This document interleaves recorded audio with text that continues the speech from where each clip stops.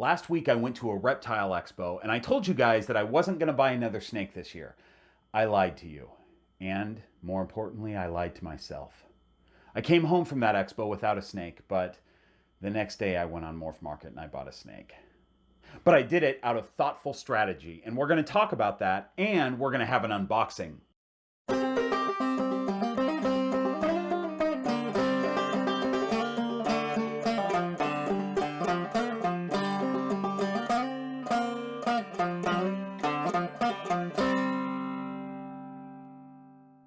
Welcome to the Green Room. I'm Bob Bledsoe, and I am so excited about this video because not only do I get to talk about breeding strategy, we get to unbox a new snake. Why are you getting another one? Behind the camera is my brother Kent, who is the only employee here at Green Room Pythons, and he is uncomfortable with snakes, to say the least. Every time you bring a new snake in here, you're just sealing your fate. It's like you have a death wish. I'm sealing my fate? Did you even ask the breeder about the snake's temperament? How many people has it killed? Did you ask that?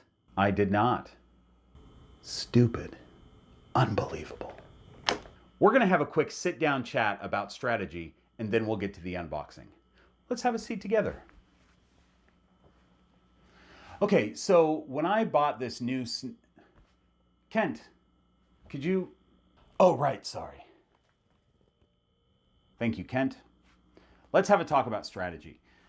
In my last video, I mentioned that I didn't need to buy another snake until next year, that I would be looking for a 2021 hatchling male, or a couple 2021 hatchling males to put with some females that will be of age in 2022.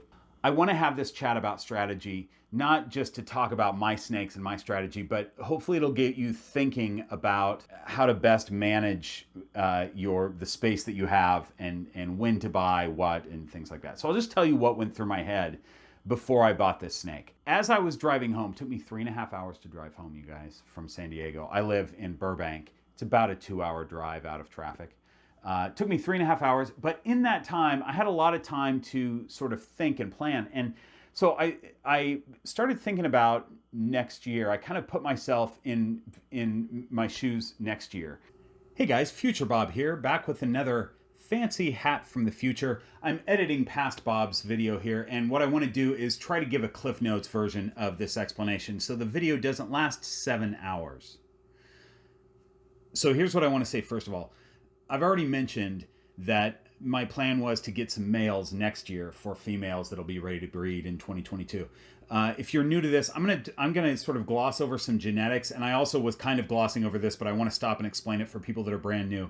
Females start breeding around 2.5 to 3 years old, as long as they're up to size, and males start breeding usually around a year old, but sometimes well under a year old. So when you're strategizing buying your snakes for specific projects, you'll want to get your female hatchlings first because they're going to take longer to grow up. And your males, you can start looking at getting about a year before you plan to breed them.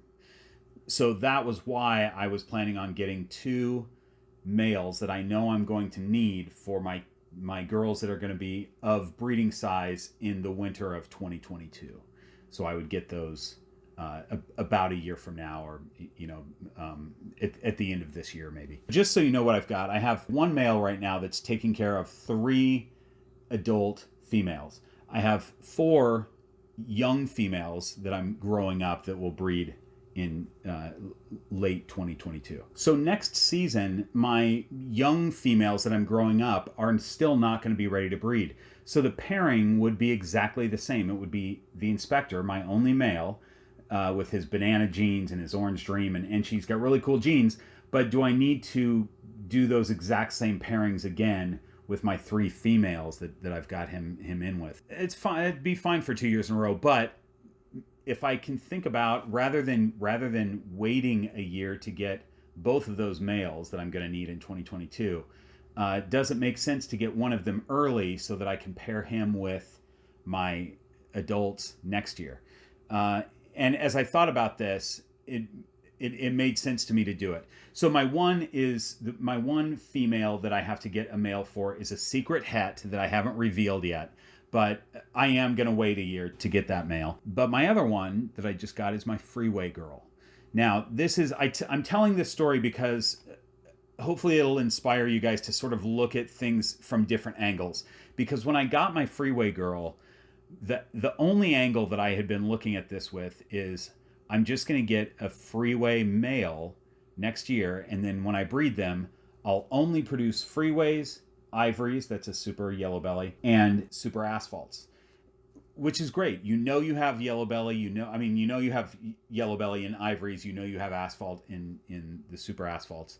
In the single gene version, you can't tell yellow belly from asphalt, and that's the difficulty. If I let's say that I got a Freeway male and I decided, oh, I'm going to breed him with my other girls that aren't Freeways, we'd get cool babies, but we wouldn't know. He's either, without getting into the genetics of it, it's an allelic gene, and so he's always either going to throw a yellow belly or an asphalt. But in the single gene version, it looks exactly the same. You don't know what you have. Asphalt is really desirable. You want asphalt. Yellow belly is too. It's cool, but asphalt more so.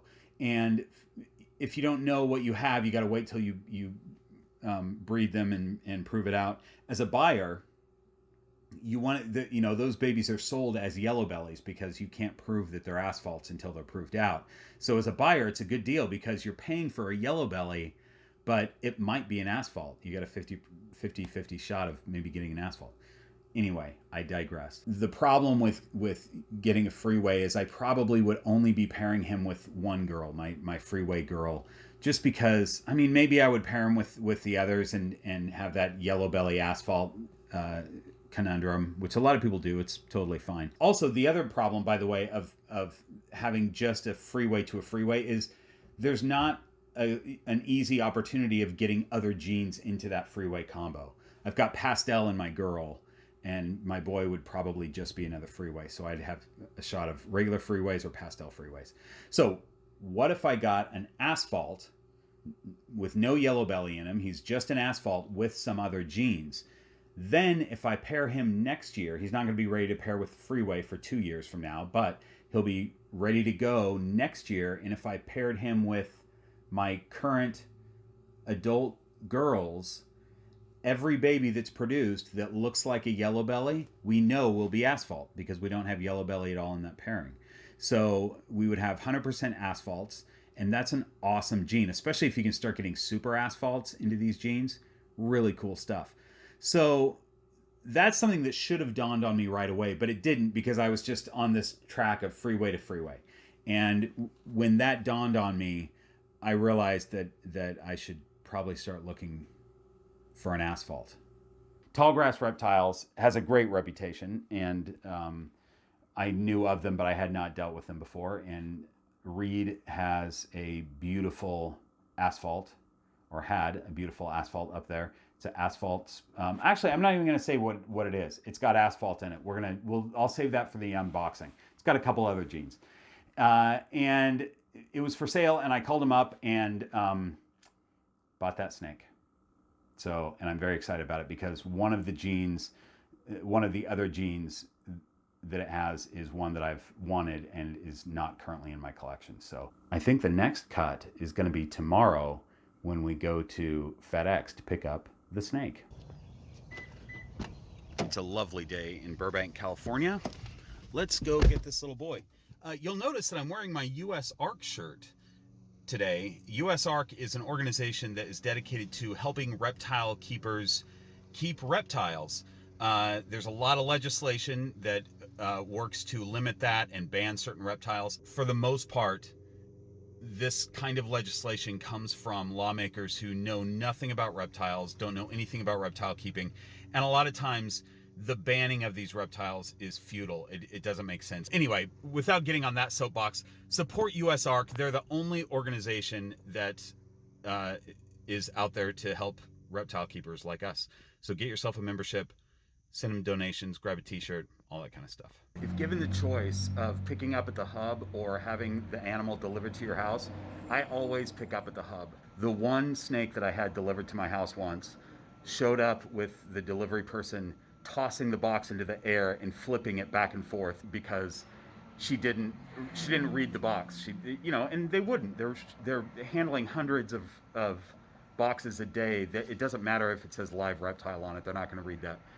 So if you can, always pick up at a hub. Very excited about this.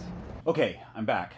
There's a lot of stuff happening outside. There's probably going to be noise, but this is when we're doing the unboxing, so we'll just put up with the noise. I wish there was some way that during an unboxing, you wouldn't have to just watch the person struggle with the box and struggle with the snake bag and sit there and watch the person for 20 minutes. I wonder if there's a way in editing, I wouldn't know, but Future Bob would know, if there's just a way to get around that somehow. Watch this series of artful cuts. Still warm. Great.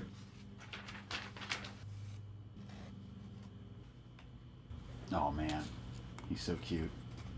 And he's not a hatchling. He's about 400 grams. Hi, little man. I know. It's a little bit cold and scary. Oh, look at this boy. Hi. I'll get you guys closer here in a second. Wow. Hi, welcome. Yeah, I know. It's a little bit scary. I understand. He's fantastic. All right, let's get you guys closer. So take a guess at what you're looking at here. You know it's asphalt already because we talked about that.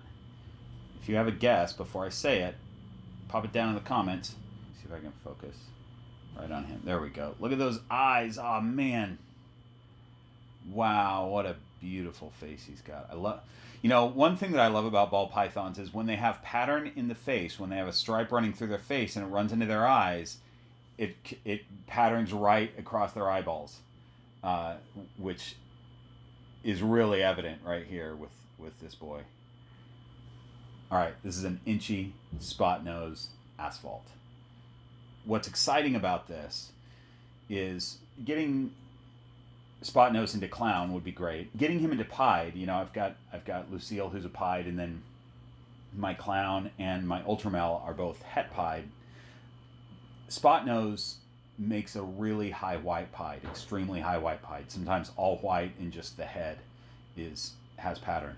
Inchy makes a really low white pied. So getting spot nose inchy into pied will be really interesting, and hopefully we'll sort of cancel each other out and we get like a medium white pied. I don't know what his name is yet, but I have a few ideas, and he will be named.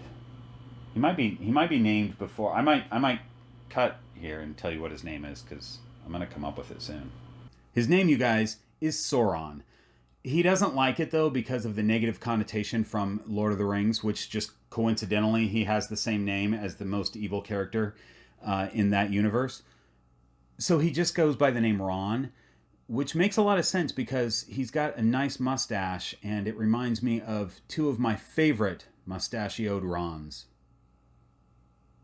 Look at that head stamp. Look at that spot nose head stamp. So cool.